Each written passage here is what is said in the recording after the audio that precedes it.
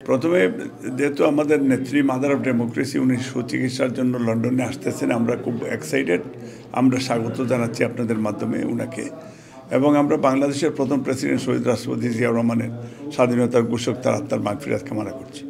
আপনার সিম্পল বিষয়টা হচ্ছে যে বাংলাদেশে একটা ৩,০০০ কোমলমতি ছাত্রছাত্রীরা জীবন দিয়েছে বাংলাদেশের গণতন্ত্র পুনরুদ্ধারের জন্য, সাম্য মানবিক মর্যাদা, সামাজিক ন্যায় বিচার প্রতিষ্ঠার জন্য এবং ভারত মুক্ত বাংলাদেশ গড়ার জন্য।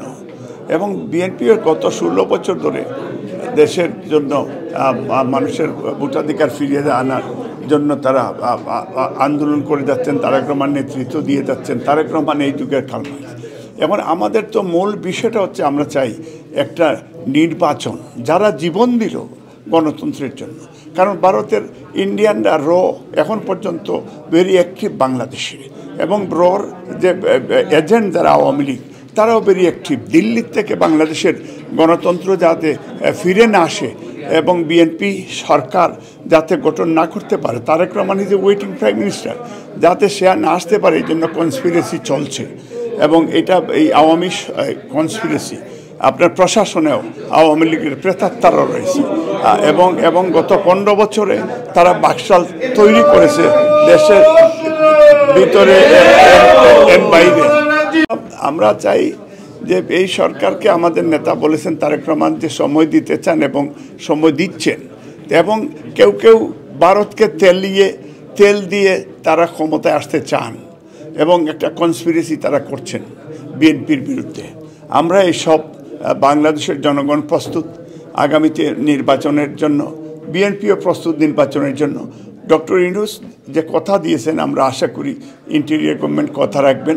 আগামী অক্টোবর নভেম্বরের মধ্যে সংসদীয় নির্বাচন দিয়ে সংস্কার, বা বিএনপি অলরেডি বলেছে ৩১ দফা কর্মসূচি ঘোষণা করেছে, সংস্কার, রাষ্ট্র সংস্কারের বিষয়টা বলেছে। সংস্কার একদিনে হবে না, এবং আপনি একদিনে গত ১৫ বছরের আপনার ময়লা আপনার দূর করতে পারবেন না। বাংলাদেশ অর্থনৈতিকভাবে দেউলিয়া হয়ে গেছে। আমরা বাংলাদেশকে যারা লুট করেছে এই টাকা পয়সা ফেরত আনতে চাই।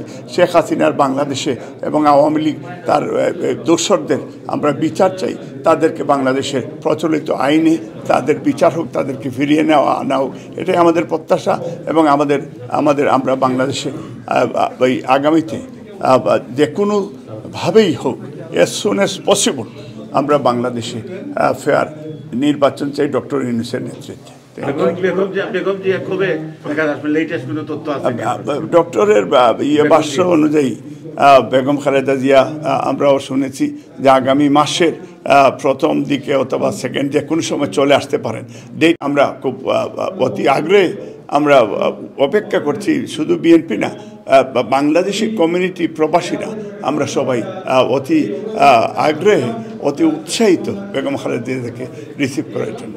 এবং দেশনায়ক তারেক রহমানও, উনি ব্যারিস্টার জাইমা রহমান, তার নাতিনরা এবং ওনার পুত্রবধূ ডক্টর জুবাইদা, ওনারাও খুব অতি আগ্রহে তারা অপেক্ষা করছেন।